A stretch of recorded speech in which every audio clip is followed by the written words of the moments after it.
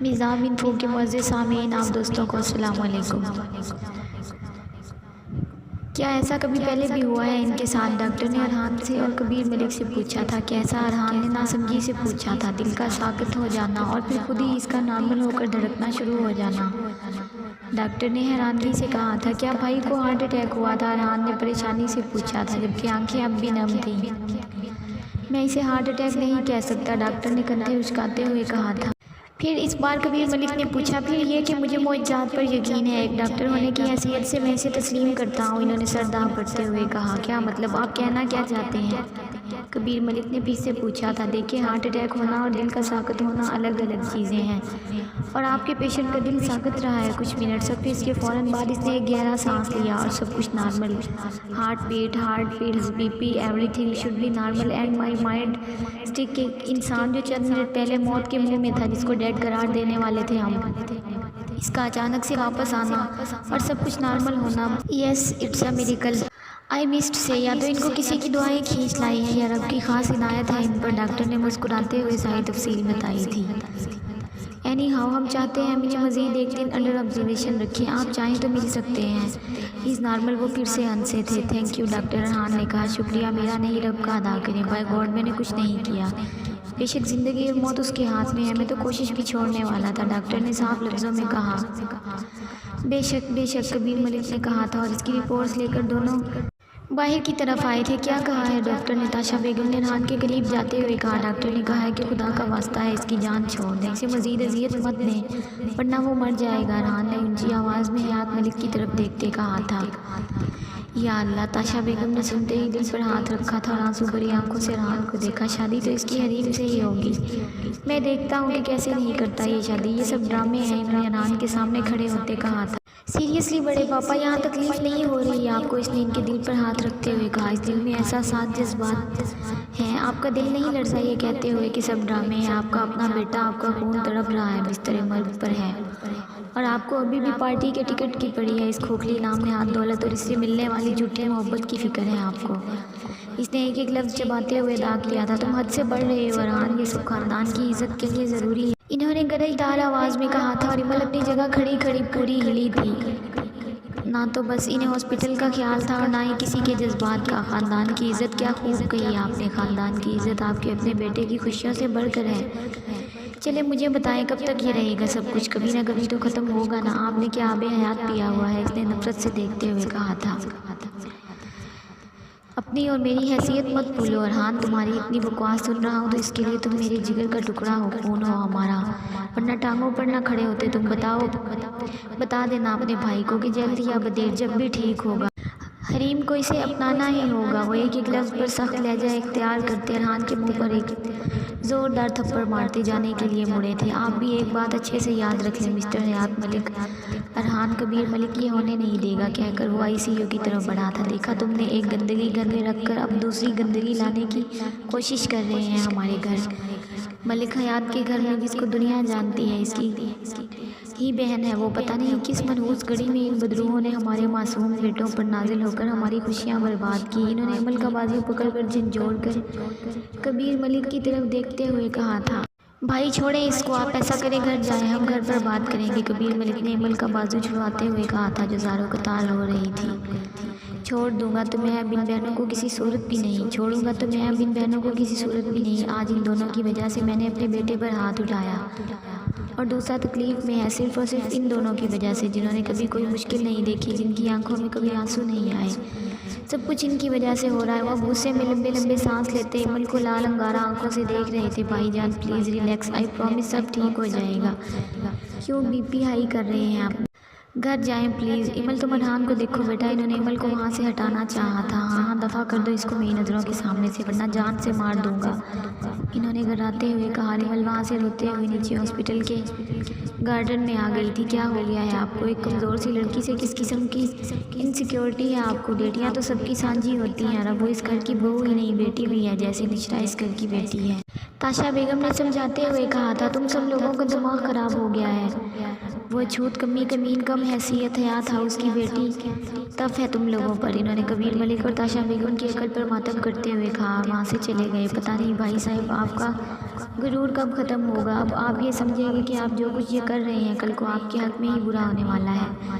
کبیر ملک نے ان کی پشت دیکھتے ہوئے سوچا تھا، سچ کہا تھا میرے نبی نے اپنے آخری خطبہ حجت الوداع میں کہ کسی عربی کو کسی اجمی پر، اور کسی اجمی کو کسی عربی پر، کسی گورے کو کسی کالے پر، کسی کالے کو کسی گورے پر کوئی فوقیت حاصل نہیں۔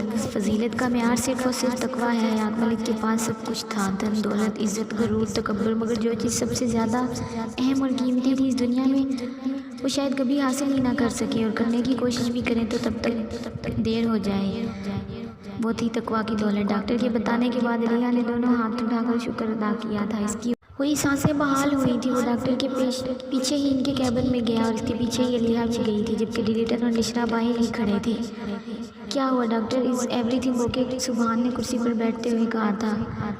یس، سب ٹھیک ہے، مگر ہم ابھی تک یہ اندازہ نہیں لگا پائے کہ اصل میں آپ کے پیشنٹ کو ہوا کیا تھا۔ ڈاکٹر نے سبحان کی طرف دیکھتے کہا۔ مطلب ان کو ہارٹ اٹیک نہیں ہوا تھا، مگر ان کا دل ساکت ہو گیا تھا۔ ڈاکٹر نے حیرانگی سے کہا۔ کیا کہہ رہے ہیں آپ؟ میں خود ایک ڈاکٹر ہوں، آپ اتنی غیر متوقع بات کیسے کر سکتے ہیں؟ سبحان نے بھی حیرانگی سے پوچھا۔ نہیں، میں نہیں جانتا میں اتنی غیر متوقع بات کیسے کر رہا ہوں، مگر جو میں نے دیکھا ہے وہی بتا سکتا ہوں۔ ان کی سانسیں ٹوٹی پھوٹی چل رہی تھیں، مگر ان کا دل نہ خون پمپ کر رہا تھا اور نہ چل رہا تھا۔ نو موومنٹ، مگر کچھ ہی منٹس بعد سب کچھ نارمل ہو جاتا ہے، ایسے جیسے انہیں کوئی بیماری ہی نہیں تھی۔ یہ سب انپریڈکٹیبل ہے یا پھر معجزہ؟ انہوں نے سبحان کی طرف دیکھتے ہوئے کہا تھا۔ اٹ از میریکل، اللہ تو سب کچھ کر سکتا ہے۔ اگر وہ اپنے کسی نبی کو یہ گن دے سکتا ہے کہ وہ مردوں میں جان ڈال دے ان کے حکم سے، تو پھر میرا خدا خود کیا نہیں کر سکتا؟ کچھ چیزیں انپریڈکٹیبل ہوتی ہیں، ناممکن نہیں۔ اس بار علیہ نے ڈاکٹر کو جواب دیا تھا۔ میں یہ سب اپنی آنکھوں سے دیکھ چکا ہوں، مگر مجھے یہ پھر بھی ناممکن لگ رہا ہے۔ نہیں یقین آ رہا، ایک مریض بالکل ڈیڈ ہو گیا ہو، وہ وینٹیلیٹر پر ہو، اور کچھ منٹس میں وہ ایسے ہو جیسے اسے کوئی بیماری نہیں۔ میرے لیے یہ ناممکن ہے۔ I mean how is this possible? Doctor نے اللہ کی طرف دیکھتے کہا تھا۔ مطلب وہ اب بالکل ناممکنات کو ممکن کرنا ہی تو میرے رب کا کمال ہے۔ سبحان کی بات کاٹتے ہوئے علیہ بولی تھی۔ ہماری ہولی بک ہے قرآن پاک، اس میں ایک سورت ہے سورہ بقرہ، جس میں رب تعالیٰ ارشاد فرماتے ہیں، اللہ وہ معبود برحق ہے کہ اس کے سوا کوئی لائق عبادت نہیں، زندہ ہے، سب کو تھامنے والا ہے، اسے نہ اونگ آتی ہے نہ نیند، جو کچھ آسمانوں میں ہے جو کچھ زمین میں ہے سب اسی کا ہے۔ کون ہے جو اس کی اجازت کے بغیر اس سے کسی کی سفارش کر سکے؟ جو کچھ لوگوں کے روبرو ہو رہا ہے اور جو کچھ ان کے پیچھے ہو چکا ہے، اسے سب معلوم ہے، اور لوگ اس کی معلومات میں سے کسی چیز پر دسترس حاصل نہیں کر سکتے۔ ہاں، جس قدر وہ چاہتا ہے اس قدر معلوم کروا دیتا ہے۔ اس کی بادشاہی اور علم آسمان اور زمین سب پر حاوی ہے، اور اسے ان کی حفاظت کچھ بھی دشوار نہیں۔ وہ بڑا عالی رتبہ اور جلیل القدر ہے۔ اس لیے ہم مسلمانوں کا ماننا ہے، بلکہ پکا یقین ہے، جو ہم انسانوں کی عقل سے بھی مخفی ہے، جہاں ہماری نہ سوچ جاتی ہے اور نہ گمان، اللہ پاک کی رسائی وہاں تک ہے، اور وہ سات پردوں میں چھپی ہوئی چیزوں پر اور ظاہری چیزوں سب پر دسترس رکھتا ہے۔ ہاں، وہ کبھی کبھی دکھاتا بھی ہے، ظاہر بھی کرواتا ہے اپنی قدرت، اپنی بادشاہی، اپنی شہنشاہی، مگر جتنا وہ چاہتا ہے دکھا سکے، جتنا وہ چاہتا ہے کہ ہمیں معلوم ہو، بس اتنا ہی۔ جیسے آج اس نے اپنی بادشاہت دکھائی، بے شک وہ جلیل القدر ہے، سب سے بڑی عظمت اور شان والا۔ علیہ نے مسکراتے ہوئے بڑے واضح طریقے سے سامنے بیٹھے ڈاکٹر کو کہا تھا۔ You Muslim anyhow, little princess. I agree with you and I want to read your holy book. And I read it very soon. It's impressive. Doctor نے مسکراتے ہوئے علیہ کی طرف دیکھتے کہا۔ یس، یو مسٹ ریڈ اٹ، آپ کو بہت نالج ملے گا اور آپ کی زندگی میں بہت زیادہ آسانیاں آئیں گی۔ اللہ آپ کو بھی اپنی رحمت میں لے لے، آمین۔ علیہ نے مسکراتے ہوئے کہا تھا۔ ڈیفینیٹلی آئی ول۔ آپ چاہیں تو اپنے پیشنٹ سے مل سکتے ہیں، کچھ گھنٹوں کی مزید آبزرویشن کے بعد آپ انہیں گھر بھی لے جا سکتے ہیں، ڈاکٹر نے مسکراتے ہوئے کہا۔ Thank you doctor. دونوں نے یک زبان ڈاکٹر کا شکریہ ادا کیا تھا اور جانے کے لیے اٹھے۔ Little fairy for you, doctor نے علیہ کو پکارتے ہوئے اپنے دراز میں سے چاکلیٹ نکال کر اس کی طرف بڑھائی تھی۔ جزاک اللہ، آئی مین تھینک یو۔ علیہ نے خوش ہوتے ہوئے چاکلیٹ لی تھی اور باہر کی طرف دونوں بڑھے تھے۔ کیا کہا ڈاکٹر نے؟ ان دونوں کے آتے ہی نشرا اور ڈیلیٹن نے آگے بڑھ کر پوچھا تھا۔ مائنر سا ہارٹ اٹیک تھا، بٹ اب وہ ٹھیک ہے، سبحان نے بتایا۔ واٹ، ہارٹ اٹیک کیسے؟ کیا اس نے کسی بات کا سٹریس لیا ہے؟ آپ نے کچھ کہا کیا اسے؟ اس نے سبحان کو گھورتے ہوئے پریشانی سے کہا۔ میں کیوں کہوں گا اسے کچھ؟ مجھے نہیں پتا، سبحان نے نشرا کے سوال پہ گڑبڑاتے ہوئے کہا تھا۔ اسے ہوش آنے دیں، یہ تو وہی بتائے گی سب کچھ۔ ویٹ، کیا آپ اس کی زبردستی شادی کروا رہے ہیں؟ اس نے انگلی اٹھاتے ہوئے سپلی سے گھورتے کہا۔ ورڈ، دماغ سیٹ ہے تمہارا؟ کچھ بھی بول رہی ہو؟ سبحان کو اب اس کی بات پر غصہ آیا تھا۔ پیٹر مین، علیہ نے اسے اشارہ کرتے تھوڑا نیچے ہونے کا کہا تھا اور اپنا کان قریب لانے کا۔ She is best for you, I mean for future wife. اس نے اس کے کان کو قریب لاتے مسکراتے ہوئے کہا۔ ڈیلٹن کا ہاتھ پکڑے آئی سی یو کی طرف بڑھی تھی۔ میں نہ سب سمجھتی ہوں، علیہ بھی آپ کے کان میں یہی کہہ کر گئی ہے نا کہ دیکھو ہمارے بتائے بغیر کیسے پتہ چل گیا کیوٹ گرل کو، کتنی سمجھدار ہے کیوٹ گرل، نشرا نے خود کو داد دیتے ہوئے کہا تھا۔ تمہیں نہ بس خوش فہمیاں ہی ہیں اور کچھ نہیں، اپنی سمجھداری کی دکان خود تک ہی محدود رکھو بیوقوف۔ سبحان نے آگے کی طرف قدم بڑھاتے کہا تھا۔ مسٹر سبحان، اگر آپ نے زارا اور اس کے پیار کے درمیان آنے کی کوشش کی یا پھر اس کی زبردستی شادی کرنے کی کوشش کی تو میں آپ کا وہ حال کروں گی کہ ساری زندگی یاد رکھیں گے۔ جمنائے والی سٹوری تو آپ کو یاد ہی ہوگی، اس نے اس کا بازو پکڑ کر اپنی طرف کرتے کہا تھا۔ ریلی، تم نے کیا دو دلوں کو ملانے کا ٹھیکہ اٹھایا ہوا ہے یا تم پیار کی شادیاں کروانے والی ماسی ہو؟ چھوڑو میرا بازو، سبحان نے غصے سے اپنا بازو چھڑاتے ہوئے کہا۔ او ہیلو، کہاں سے ماسی لگتی ہوں میں؟ اور ایک اور بات، اگر ایسی ویسی کوئی بات مجھے زارا نے بتائی نا تو آپ کی سفاکیت پر لکھے گئے مضمون کو اسلامی جمہوریہ پاکستان کے بچے ہل ہل کر یاد کریں گے۔ آئی سمجھ وہ بھی اس کا بازو چھوڑتے غصے سے کہتی۔ آئی سی یو کی طرف بڑھی تھی۔ پاگل، نان سینس، اسٹوپڈ، اسے کوئی سمجھائے زارا درید خرافات سے کتنی دور ہے، وہ عام لڑکیوں جیسی نہیں ہے، اس نے غصے سے لمبے لمبے سانس لیتے کہا تھا۔ اف، میں کیسے اسے معصوم سمجھ گیا، یہ اور معصوم سب میری غلطی ہے، اس نے اپنے غصے کو اندر دباتے ہوئے سوچا۔ پتہ نہیں اس کے دوست کیسے اس کی بک بک برداشت کرتے ہیں۔ کہتے ہوئے وہ خود کو نارمل کرتے ان تینوں کے پیچھے گیا تھا۔ اسے ہوش آ گیا تھا، ہلکی ہلکی آنکھیں کھولے وہ یہ سمجھنے کی کوشش کر رہا تھا کہ وہ آخر ہے کہاں پر۔ وہ تو حال میں تھا اور نکاح ہو رہا تھا اور پھر اس کے آگے اسے کچھ یاد نہیں آ رہا تھا۔ آنکھیں کھولی تھی تو پتہ چلا کہ ہاسپٹل میں ہے، اس سے پہلے سے یاد تھا کہ وہ اپنی مہندی اور نکاح کی تقریب میں تھا۔ یا اللہ وہ نکاح نہ ہوا ہو، اس نے آنکھیں بند کر کے دل سے دعا کی تھی۔ میں حریم کے ساتھ زیادتی کر جاؤں گا، اسے اس کے حصے کی خوشیاں نہیں دے پاؤں گا۔ میرا پیار، میری چاہت، میری محبت، میرا عشق، میرا جنون، میرا ہوش صرف اور صرف زارا درید ہے، اس کے علاوہ کوئی نہیں۔ کاش میں تمہارے معاملے میں ہر اختیار رکھتا۔ اس نے نم آنکھیں شدت سے بند کی تھی اور پھر اس پر نیند حاوی ہونے لگی تھی۔ تقریباً 10 منٹ ہی مشکل سے آنکھ لگی ہوگی کہ پسینے سے شرابور ہوتے آنکھیں یکدم کھولی اور لمبے لمبے سانس لینے لگا تھا۔ یہ کیا دیکھا میں نے؟ اف میرے مالک، مجھے معاف فرما، میں ایسے کیسے کر سکتا ہوں، رحم کرو مجھ پر۔ آنکھوں سے آنسو بہہ رہے تھے، آنکھیں شدت سے بند کر کے خواب کو دہرایا۔ دیکھتا کیا ہے کہ روزہ رسول صلی اللہ علیہ وسلم کی جالیوں کو ہاتھ میں تھامے ہچکیوں سے رو رہا ہے اور زبان پر یہ لفظ ہے کہ میرے مالک، میرے آقا، اپنے محبوب کے صدقے میری داد رسی فرما، میری جھولی میں زارا درید ڈال دے۔ ہچکیوں سے روتے بس یہی کہے جاتا ہے، پھر منظر دھندلاتا ہے اور خود کو صحن حرم میں کھڑے پاتا ہے۔ درود شریف کی آوازیں کانوں میں مسلسل گونجتی ہیں۔ جب ایک شفیق اور رحم دل آواز کانوں میں پڑتی ہے، جدائی وقتی ہے، اذان بیٹا اور ملن دائمی، پھر سرخ دوپٹے کا آنکھوں کے سامنے سے اچانک گزر جانا۔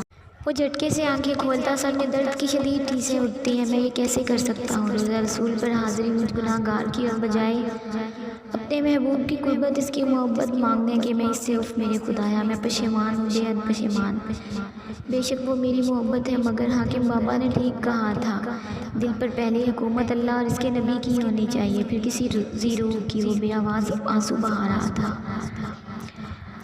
اوہ، اسی لیے تو مجھے زارا نہیں مل رہی۔ اف میرے خدایا، میں کس گمراہی میں بھٹک گیا، مجھے وہ چاہیے، مگر مجھے پہلے اللہ اور اس کے محبوب کا قرب بھی چاہیے۔ میرے دل میں محبت ربی اور محبت محمدی پہلے ہونی چاہیے، کسی بھی محبت سے پہلے۔ اف، کیا میری اب توبہ قبول ہوگی؟ میں کتنے بڑے خسارے میں تھا، میں گناہ پر گناہ کرتا چلا گیا، میں شرمسار ہوں۔ محمد عربی صلی اللہ علیہ وسلم، مجھے معاف فرمائیے۔ وہ ہچکیوں سے رو رہا تھا۔ کیا وہ توبہ کے قریب تھا یا پھر قرب الہی کے؟ اس کا جسم کانپ رہا تھا، خواب میں ہی صحیح، مگر وہ اپنے نبی، آخری نبی کے روزے کی جالیاں ہاتھ میں لیے ان کی پناہوں میں، ان کی رحمت کے سائے تلے زاروں قطار رو رہا تھا، وہ بھی کسی اور کی محبت کے لیے، چاہ کے لیے۔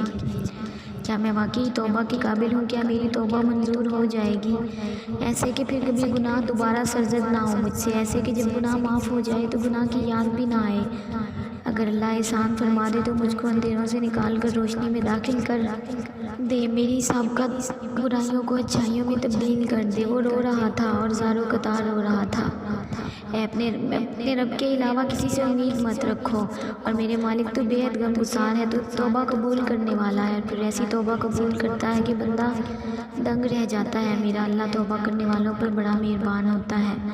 آدم نے توبہ کی، انہیں خلافت عرضی کا تاج پہنا دیا گیا۔ یونس نے توبہ کی، انہیں نجات ملی۔ ہر توبہ کرنے والے کو اللہ نے اپنا قرب عطا فرمایا۔ شرط صرف یہ ہے کہ توبہ صدق کے دل سے کی جائے اور اپنے آپ کو اس راستے سے الگ کر دیا جائے جس راستے پر غلطی کے دوبارہ ہونے کا امکان ہو۔ توبہ کرنے والے کی زندگی تبدیل ہو جاتی ہے۔ اللہ سے توفیق مانگنی چاہیے کہ توبہ سلامت رہے۔ توبہ شکر انسان کہیں کا نہیں رہتا، در در بھٹکنا اس کا مقدر بن جاتا ہے، بشرط یہ کہ توبہ دل سے کی گئی ہو اور اس کے محبوب کی رضا کے لیے کی ہو۔ محمد صلی اللہ علیہ وسلم کی محبت کے بغیر جینے کا مزہ، زندگی کا کیا مزہ۔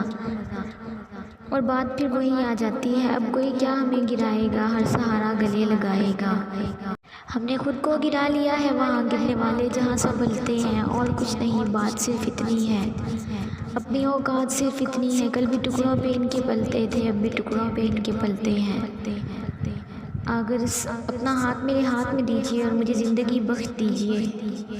میرے محبوب میرے اوپر رحمت کریں، مجھے بھی نواز دیں۔ اپنی محبت اپنی قربت سے صحن حرم روزے لب پھر سے بڑبڑایا تھا اور چہرہ آنسوؤں سے تر تھا۔ کیا ہوا بھائی، آپ ٹھیک ہیں؟ اسی لمحے ارحان نے اندر آتے پوچھا تھا۔ بدل گئے میرے موسم تو یار اب آئے، غموں نے چاٹ لیا غمگسار اب آئے۔ یہ وقت اس طرح رونے کا تو نہیں، لیکن میں کیا کروں، میرے غمگسار اب آئے۔ ارحان کیا میرا نکاح ہو گیا تھا؟ اس نے ڈرتے ڈرتے پوچھا تھا۔ نہیں بھائی، آپ کے نکاح سے پہلے ہی آپ کی طبیعت، مگر آپ پلیز مت سوچیں، انشاءاللہ سب ٹھیک ہو جائے گا، آپ مت روئیں، آپ ریسٹ کریں۔ اس نے اس کا منہ اپنے ہاتھ سے صاف کیا تھا اور ارحان کے دل نے شکر کا کلمہ پڑھا تھا۔ واقعی اس کا رب اس پر ہی تو مہربان تھا۔ آپ کچھ کھائیں گے؟ کچھ لاؤں آپ کے لیے جوس؟ اس نے اس سے پوچھا تھا۔ پانی، اس نے زہر لب کہا تھا اور ارحان اس کے لیے پانی لینے چلا گیا۔ جدائی وقتی ہے، ملن دائمی ہے، اس نے ذہن پر زور دیا ان لفظوں کو یاد کر کے۔ یہ آواز تو بالکل حاکم بابا کی آواز سے ملتی ہے۔ کیا میرے علاوہ وہاں حاکم بابا بھی تھے؟ اور وہ سرخ دوپٹہ، اس نے اپنی گن پٹی کو سہلایا تھا، اس کا سر پھٹ رہا تھا۔ اس نے پھر سے آنکھیں بند کی تھی جب اپنے ماتھے پر نرم لمس محسوس ہوا۔ ماما کی جان کیوں تکلیف دے رہے ہو مجھے بھی اور خود کو بھی؟ تاشا بیگم نے ماتھے پر بوسہ دیتے کہا۔ ماما میں ٹھیک ہوں۔ اسے اپنی ماں کی بکھری حالت پر ترس آیا تھا، جن کی آنکھیں رو رو کر سوجی ہوئی تھی۔ کتنا خوار کر رہا تھا وہ خود کے ساتھ ان کو بھی۔ کیسا ہے میرا شیر؟ کبیر ملک نے آگے بڑھ کر بالوں میں انگلیاں پھیرتے ہوئے پوچھا تھا۔ چاچو میں ٹھیک ہوں، پاپا کہاں ہے؟ اور امل سب تو تھے وہاں، مگر وہ اپنے باپ کو ڈھونڈ رہا تھا۔ امل ارحان کے ساتھ ہے اور یار تمہارے پاپا یہی تھے، بس ابھی ضروری کال آئی تو میں نے ہی بھیجا ہے، ایمرجنسی تھی۔ انہوں نے صاف جھوٹ بولا تھا اور ارحان کو یقین نہیں آیا تھا اس جھوٹ پر۔ وہ جانتا تھا کہ انہیں اس کی بیماری سے زیادہ اس کے سسرال کی ناراضگی کی فکر تھی۔ پاپا ناراض ہو وہ یار اتنا، واہ یار اتنا ڈوب کر عشق کون کرتا ہے؟ اپنے چاچو سے کہا ہوتا، اس سے ملواتا تو تم کہتے۔ کبیر ملک نے اس کی بات کاٹتے ہوئے کہا تھا۔ چاچو آپ ماما کے سامنے کہہ رہے ہیں، یہ نہ ہو یہ یہیں پر مولوی کو بلوا لیں۔ اس نے ماں کی طرف دیکھتے ہوئے کہا۔ بالکل نہیں، اب جہاں میرا بچہ کہے گا اس کی ماں بھی وہیں راضی ہوگی۔ مجھے جان تم چاہیے ہو، یہ تمہاری خوشیاں چاہیے میری جان۔ انہوں نے پھر سے اس کے ماتھے پر بوسہ دیتے ہوئے کہا۔ واہ بھابھی، یعنی اب ہم سب مل کر ڈھونڈ سکتے ہیں ازحان کی زارا کو؟ انہوں نے ہنستے ہوئے کہا۔ بڑے پاپا آپ کی ساری پلاننگز منٹوں میں اڑا دیں گے، ارحان نے اندر آتے ہوئے کہا تھا۔ ان کو چھوڑو، نہیں مانتے تو نہ مانے، مجھے اب بس اپنے بیٹے کی خوشیوں کی پرواہ ہے۔ انہوں نے ازحان کو دیکھتے کہا، جو اب تکیے سے ٹیک لگائے ارحان کا لایا ہوا جوس پی رہا تھا۔ تو بتاؤ ارحان کہاں ہے وہ؟ کبیر ملک نے پوچھا تھا۔ نہیں جانتا چاچو، خود ڈھونڈ ڈھونڈ کر تھک گیا ہوں، بے بس ہو گیا ہوں، کہتے ہوئے اس کی آنکھوں میں نمی آئی تھی جسے سب نے باقاعدہ نوٹ کیا تھا۔ مل جائے گی چاچو کی جان۔ انہوں نے اس کا کندھا تھپتھپایا تھا۔ تاشا بیگم نے اس کا ہاتھ پکڑ کر تسلی لی تھی اور اسی لمحے امل اندر آئی تھی۔ کیسی طبیعت ہے ازحان بھائی آپ کی؟ اس نے ڈرتے ڈرتے پوچھا۔ تم اتنا سارا میری وجہ سے روئی ہو، اس نے اس کی سوجی ہوئی آنکھیں دیکھتے کہا۔ اب وہ ازحان کو کیا بتاتی کہ وہ حیات ملک کے ڈانٹنے کے بعد کب سے ہاسپٹل کے لان میں بیٹھ کر رو رہی تھی۔ ادھر آ امل بیٹا، کہاں تھی تم؟ کبیر ملک نے اسے اپنے پاس بلوایا تھا۔ وہ انکل میں، یہ تو جاتی ہے امل۔ انہوں نے فوراً اس کی بات کاٹی۔ کیا ہوا انکل؟ امل ناسمجھی سے پوچھا۔ ازحان بھائی، بھابھی، بڑی ماما اور میں انکل، ناٹ فیئر یار، نشرہ تو وہاں بیٹھی ہوئی ہے اور جو بیٹی یہاں ہے وہ مجھے انکل کہتی ہے، یہ کہاں کا انصاف ہے بھائی؟ مجھے بھی پاپا بولا کرو نا پریشیس پرل۔ کہتے ہی انہوں نے اس کے سر پر ہاتھ رکھا تھا۔ جی پاپا، اس نے ارحان کی طرف دیکھتے ہوئے کہا۔ دیٹ ساؤنڈ گڈ، میں کتنا خوش قسمت ہوں، میری دو بیٹیاں ہیں۔ وہ ہنسے تھے اور میں بھی تو خوش قسمت ہوں، میری بھی دو بہنیں ہیں، اذہان نے مسکراتے ہوئے کہا تھا۔ اور میں بھی خوش قسمت ہوں، میری بھی دو بیٹیاں ہیں، تاشا بیگم نے مسکراتے ہوئے کہا۔ ارے بھائی مجھے بھی خوش قسمت کر دو، مجھے بھی 2 بیویاں چاہیے، ارحان نے معصوم منہ بنا کر کہا۔ کیوں ہڈیاں توڑوانی ہیں مجھ سے، کبیر ملک نے ڈانٹنے کے انداز میں کہا تو سب ہنسنے لگے تھے۔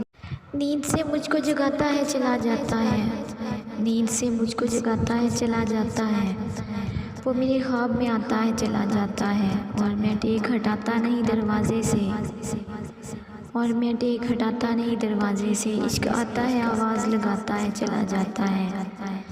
میرا کردار کہانی میں فقط اتنا ہے، میرا کردار کہانی میں فقط اتنا ہے، کوئی روتا ہوا آتا ہے چلا جاتا ہے۔ روزہ رسول صلی اللہ علیہ وسلم کی جالیوں کے پاس کوئی اچھا خاصا لمبے قد کا لڑکا گندمی رنگت سفید سوٹ پہنے جالیوں کو دیوانہ وار بوسہ لیتے ہوئے زاروں قطار رو رہا تھا۔ ہچکیوں سے وہ چلتے چلتے اس کے پاس جاتی ہے اور اس کے کندھے پر ہاتھ رکھتی ہے، مگر اس کی صورت دیکھنے سے پہلے ہی منظر دھندلا جاتا ہے۔ عرب زین حرم میں ہے اور سرخ دوپٹہ اوڑھ رہی ہے، اچانک درود پاک کی صدا بلند ہوتی ہے اور پھر ایک نہایت نرم اور شفیق آواز کانوں میں پڑتی ہے۔ زارا یاد رکھنا جو کچھ بھی ہو رہا ہے رب کی رضا سے ہو رہا ہے، اور پھر منظر دھندلا جاتا ہے، درود پاک کی صدا بلند ہوتی ہے اور وہ جھٹکے سے آنکھیں کھولتی ہے۔ یہ میں کہاں ہوں میرے مالک، یہ کیسا خواب تھا، وہ کون تھا جو اس قدر رو رہا تھا، اسے اپنا پورا وجود لرزتا محسوس ہوا تھا۔ یا میرے مالک، میں نے ہمیشہ سے ہی خواہش کی تھی اس خواب کی، تیرے محبوب کا روزہ دیکھنے کی، مگر اس طرح سے کوئی میرے خواب میں اتنا اور اس قدر پریشان کیوں ہے؟ اس کی آنکھوں سے آنسو نکلے تھے، اسے یاد تھا کہ لاسٹ ٹائم وہ گھر پر تھی، علیہ اسے پانی پلا رہی تھی اور پھر اس کے بعد اسے کچھ یاد نہیں تھا، اور پھر اس طرح خواب میں روزہ رسول دیکھنا اور پھر کسی کو روتے دیکھنا، وہ سرخ دوپٹہ زین حرم، وہ آواز، سب کچھ اللہ کی رضا سے ہو رہا ہے۔ آواز بالکل حاکم بابا جیسی تھی۔ اس نے ذہن پر زور دیتے سوچا، یہ کون سا نیا اشارہ دے رہے ہیں میرے مالک؟ پھر اسے برسوں سے کی جانے والی دعا شدت سے یاد آئی۔ وہ روز اپنے رب سے یہی دعا کرتی تھی کہ اسے، اے میرے مالک، میں نے زندگی کی تمام خواہشات کو ترک کر دیا ہے، ایک خواہش باقی ہے، کعبہ کو دیکھنے کی خواہش، اس جبین کی خاک کو پلکوں سے چننے کی خواہش، مجھے کعبے کے غلاف اس سیاہ رنگ سے عشق ہے انتہا کی حد کا، میرا دل چاہتا ہے میری آنکھ کھلے تو سامنے کعبہ ہو، وہ حرم کا صحن، وہاں کا حجر اسود، وہ کعبے کا غلاف، وہ حوض کوثر اور تیز بارش برسے، میں سجدہ کر رہی ہوں اور سجدے سے تب تک نہ اٹھوں جب تک میرے سارے گناہ دھل نہ جائیں، مجھے آپ کا اور آپ کے نبی کا قرب نہ حاصل ہو جائے، جب تک میری سوئی ہوئی قسمت نہ جاگ جائے، میرے دل کی دھڑکنیں آپ کی تسبیح و تکریم کے لیے جھوم نہ جائیں، اور مجھے وہ سکون حاصل ہو جو صحن حرم میں ملتا ہے، میری خزاں جیسی روح بہار میں بدل جائے، میرا دل چاہتا ہے میں غفلتوں کا انبار لے کر آپ کے در پر جاؤں اور آپ مجھے معاف کر دیں، میری تمام الجھنیں سلجھا دیں، میں عمرے کروں، میں اس رحیم کی رحمت سے مایوس نہیں ہے، دلوں کو پھیرنے والے میرے دل کو پھیر دے، اپنے نور سے بھر دے اور مجھے اپنے در پر بلوا لے۔ وہ ہر روز ہر نماز کے بعد یہ دعا روتے ہوئے مانگتی تھی، تو کیا میری دعا اتنی جلدی قبول ہو گئی؟ کیا مجھے خواب میں رب نے اپنی رحمت دے دی؟ میرے مالک تیرا شکر کیسے ادا کروں، مجھے عاجز کی روح کو تو نے اس قابل سمجھا۔ وہ آنسو بہا رہی تھی تشکر کے، آئی ہیٹ یو زارا درید، علیہ نے اندر آتے کہا تھا اور پھر ہاتھ بڑھا کر اس کے آنسو صاف کیے۔ میں ٹھیک ہوں علیہ، اس نے کمزور سی آواز میں اسے دیکھتے ہوئے کہا۔ ہاں تم ٹھیک ہو، کیونکہ تم امانت ہو کسی کی، اس لیے تم ٹھیک ہو، اس نے اس کے پاس پڑی کرسی پر بیٹھتے کہا۔ زارا نے شدت سے آنکھیں بند کی تھیں، وہ آج بھی اس کی بات سمجھ نہیں پائی تھی یا سمجھنا نہیں چاہتی تھی۔ زارا سس آر یو اوکے، اس بار ڈیلٹن نے پوچھا تھا، جبکہ علیہ اس کی بند آنکھوں کو بڑے غور سے دیکھ رہی تھی۔ میں ٹھیک ہوں برو، اس نے چہرے پر مسکراہٹ سجاتے ہوئے کہا۔ میں ڈر گئی تھی بہت، علیہ نے اس کا ہاتھ پکڑتے ہوئے کہا، جبکہ آنکھوں سے آنسو نکل کر اس کے گالوں پر بہہ رہے تھے۔ میں ٹھیک ہوں، تمہیں چھوڑ کر کہاں جا سکتی ہوں، اس نے اس کے گالوں سے موتی صاف کرتے کہا۔ ڈیلٹن نے علیہ کے سر پر ہاتھ رکھ کر تسلی دی تھی، جیسے کہہ رہا ہوں ہم سب ساتھ ہیں تمہارے، تم نے ان سب کو بھی پریشان کیا علیہ۔ وہ اب ڈیلٹن کی طرف دیکھتے ہوئے علیہ سے کہہ رہی تھی، بالکل نہیں، میں تو خود آئی تھی تم لوگوں کی طرف، تو پھر یہ بہت پریشان تھی تو میں نے تمہیں دیکھا اور بس ہاسپٹل لے آئی۔ کیسی ہو اب تم؟ نشنا نے روم میں داخل ہوتے کہا تھا۔ بہتر ہوں اینڈ تھینک یو سو مچ، تمہیں خام خواہ اتنی تکلیف اٹھانی پڑی، اس نے نشنا کی طرف دیکھتے ہوئے کہا۔ ارے میری جان، تکلیف کیسی؟ تمہیں بہن کہا نہیں مانتی بھی ہو تو تمہیں تکلیف ہوگی، یا علیہ کو ہوگی تو مجھے ہرٹ تو ہوگا، پریشان بھی ہوں گی۔ اس نے آگے بڑھ کر اس کا ہاتھ پکڑتے ہوئے بتایا تھا، سبحان بھائی کہاں ہے؟ یہ نہیں بتایا کیا؟ زارا نے نرم لہجے میں پوچھا۔ باہر ہے تمہارا سڑا ہوا خلوص اور عقل سے پیدل بھائی، تم ٹھیک ہو جاؤ پھر میں تم سے پوچھوں گی اس بیماری کی وجہ۔ اس نے منہ بناتے ہوئے اونچی آواز میں کہا تھا، اور تینوں کے چہرے پر مسکراہٹ آئی جبکہ سبحان کے اندر کی طرف آتے قدم 2 پل کے لیے رکے تھے۔ چہرے پر غصہ آیا تھا۔ بدتمیز جاہل، بات کرنے کی تمیز نہیں ہے، کہاں کی معصوم؟ اس نے زیر لب کہا اور اندر آیا۔ تم ٹھیک ہو؟ اس نے آتے ہی زارا سے پوچھا تھا۔ اس نے ہاں میں گردن ہلائی۔ اوکے زارا ہم چلتے ہیں۔ سڑی مرچ سے باتیں کرنا تمہیں مبارک ہو۔ نشتہ نے اس کے گلے لگتے کان میں سرگوشی کی تھی۔ ڈیلیٹن نے آگے بڑھ کر سبحان سے جانے کے لیے ہاتھ ملایا۔ Thank you both of you for giving me this favour, Subhan نے مسکراتے ہوئے کہا۔ اٹس اوکے سر، آخر ہمسایوں کے بھی حقوق ہوتے ہیں، منہ بناتے کہتے ہوئے ڈیلیٹن کا ہاتھ پکڑے باہر کی طرف بڑھی۔ اور علیہ کا کہکا گونجا تھا، تھوڑی دیر پہلے کا رونا اب وہ بالکل بھول چکی تھی۔ کیا؟ سبحان نے آئی برو اچکاتے علیہ کی طرف دیکھا تھا، اور جواباً اس نے اپنے دونوں کندھے اچکاتے ہوئے نہیں کا سگنل دیا۔ کیا کہہ رہی تھی یہ میرے بارے میں؟ وہ اب ان دونوں سے پوچھ رہا تھا۔ تعریفیں کر رہی تھی بہت زیادہ۔ اف آپ کی سوچ ہے، علیہ نے سیریس ہوتے کہا۔ تم چلاکو ماسی، مجھے سب پتہ ہے، سبحان نے اس کے سر پر چپت لگاتے ہوئے کہا۔ اور زارا اور وہ اس بار دل کھول کر ہنسی تھی۔ وہ کبیر ملک کے ساتھ گھر آ گئی تھی، اور تھوڑی دیر پہلے اسے تاشا بیگم کی کال آئی تھی کہ ارحان آ رہا ہے گھر، تو اس کے ہاتھ ہاسپٹل کے لیے کھانا بھجوا دے۔ ملازموں کو کھانے کا کہہ کر وہ شاور لینے چلی گئی۔ زارا کی طرف سے یہ پتہ نہیں کیوں اس کا دل پریشان ہو رہا تھا۔ گیلے بالوں کو کمر پر بکھیرے وہ ٹاول کو ٹیرس پر ہینگ کر کے کمرے میں آئی تو ارحان دروازہ کھول کر اندر داخل ہوا تھا۔ الماری سے کپڑے نکال کر وہ موبائل چارج پر لگا رہا تھا جب وہ اس کے سامنے آ کر کھڑی ہوئی تھی۔ اذہان بھائی کیسے ہیں؟ اس نے ہچکچاتے ہوئے پوچھا۔ ٹھیک ہے، اس نے موبائل میں چارجر پن لگاتے ہوئے جواب دیا۔ ارحان مجھے تم سے کوئی بات نہیں کرنی۔ ایمل ہاسپٹل میں تھوڑا ایموشنل ہو گیا تھا تو تمہیں ہگ کر گیا، جبکہ میں جانتا ہوں تم اس قابل بھی اس سنان کو ہی سمجھتی ہو۔ ارحان نے اس کی بات کاٹتے ہوئے کہا تھا۔ آئی ایم سوری ارحان، اس نے اس کا بازو پکڑتے ہوئے۔ اٹس اوکے، اس نے ہاتھ چھڑوا لیا تھا اپنا۔ تم ایسے کیوں کر رہے ہو میرے ساتھ؟ وہ بے بس ہوئی تھی۔ ہٹو سامنے سے، مجھے بہت کام ہے۔ اس نے اسے سامنے سے ہٹانا چاہا۔ دیکھو ارحان، میں مانتی ہوں کہ مجھ سے غلطی ہوئی ہے، میں یہ بھی مانتی ہوں کہ تم ہرٹ ہوئے ہو، مگر دھوکہ تو میرے ساتھ بھی ہوا ہے۔ وہ شخص جسے میں نے اپنی زندگی سے بڑھ کر چاہا مجھے اور میری بہن کو ذلیل کرنا چاہتا تھا۔ مجھے بھی تو اس بات سے ہرٹ کیا ہے، میں بھی تو ٹوٹی ہوں۔ مجھے تم سے محبت نہیں ہے، میں چاہ کر بھی نہیں کر پاؤں گی۔ میری زندگی میں آنے والا شخص سنان تھا، ہے اور رہے گا، چاہے اس نے مجھے دھوکہ دیا ہے، مگر میں اس کی محبت کے سہارے زندگی گزار لوں گی، اس کے دھوکے کے سہارے۔ تم سمجھو میری تکلیف کو بھی، اس نے روتے ہوئے کہا۔ تم ایمل جانتی بھی ہو تم اپنے شوہر کے سامنے کھڑی ہو کر کسی غیر مرد کی محبت کا اعتراف کر رہی ہو، اس نے غصے سے مٹھیاں بھیجتے ہوئے کہا۔ اس وقت وہ یہ سب سن کر جس تکلیف سے گزر رہا تھا ایمل کو شاید ذرا اندازہ بھی نہ ہو۔